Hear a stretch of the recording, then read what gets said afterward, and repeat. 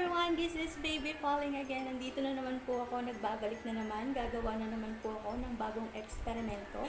For today's video guys, bibigyan ko kayo ng isang malupitang recipe na pwede nyo ihanda sa inyong family and sa mga friends nyo. Extended na naman po ang quarantine guys. Kaya ilang days na naman po tayong mag-i-stay sa ating bahay.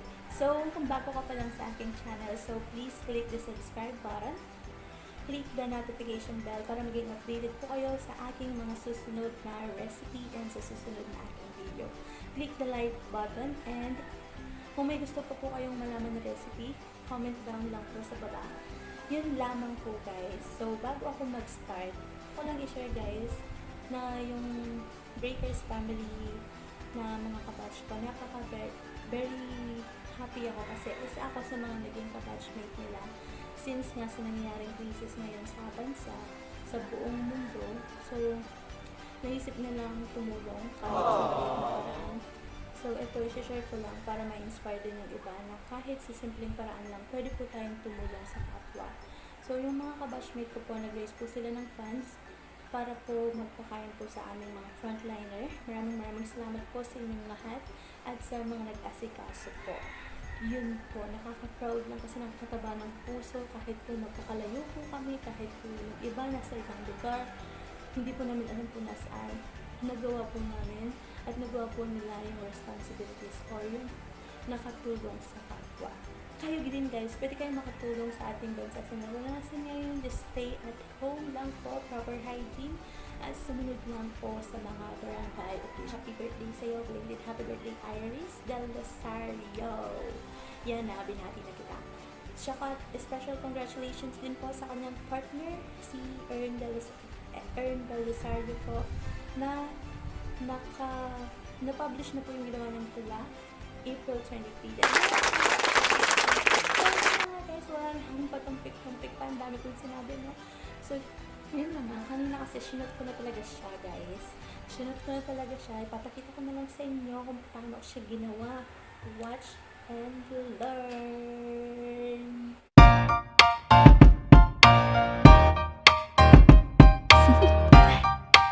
Do you want to know?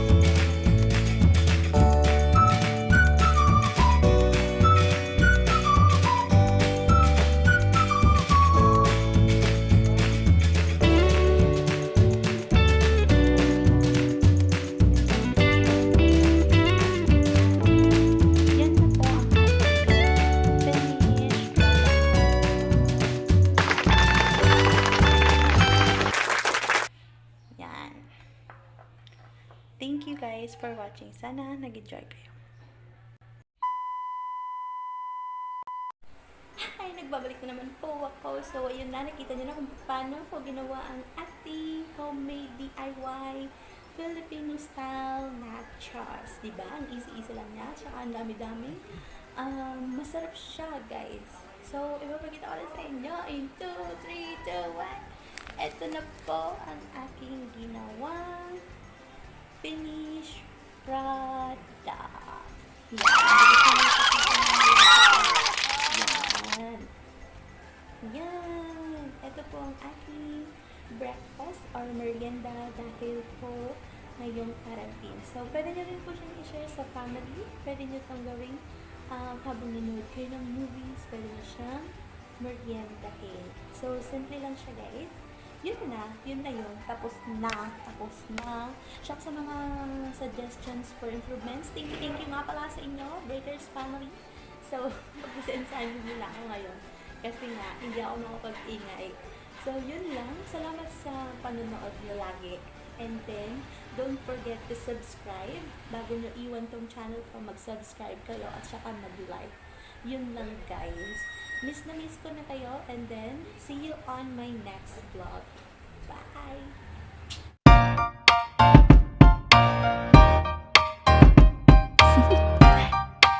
Do you want to know?